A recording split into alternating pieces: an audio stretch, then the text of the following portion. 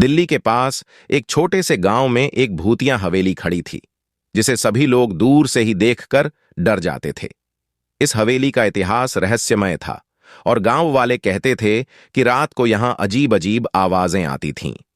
गांव के कुछ उत्सुक नौजवानों ने एक दिन तय किया कि वे इस हवेली का रहस्य सुलझाएंगे।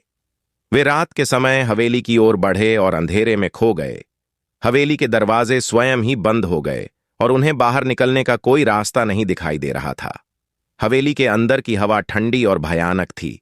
वे धीरे धीरे कमरे के अंदर बढ़ते गए और सुन सकते थे कि कहीं आसपास विचित्र आवाजें हो रही थीं। अचानक एक पुरानी तस्वीर वाले कमरे में एक वृत्त की रूप में विचार किया गया। वहां दीवारों पर भूतिया लिखा हुआ था और एक पुराने किताब के बिना बैठा हुआ था। उन्होंने किताब खोली और अचानक अजीब सी आवाजें सुनाई दीं। वे देखे कि हवेली में छुपा हुआ एक पुराना रहस्य उनके सामने था। हवेली के मालिक ने भूतिया साक्षात्कार का कुछ समय पहले किया था और उसने एक पुराने भूत से एक समझौता किया था। भूत ने हवेली को अपने अंधेरे साम्राज्य का द्वार बनाया था और उसने वहां रहने वालों से एक प्रतिश्रुद्धा की शर्त रखी थी। जिन्होंने इसे तोड़ा, उनका सामना उस भूत के क्रोध से हुआ और वे अब भी हवेली के अंदर फंसे थे।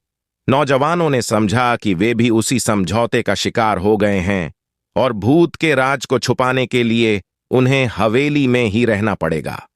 और तब से हर रात हवेली से आवाजें सुनाई देने लगीं और गांव वाले वहां जाने से डर गए।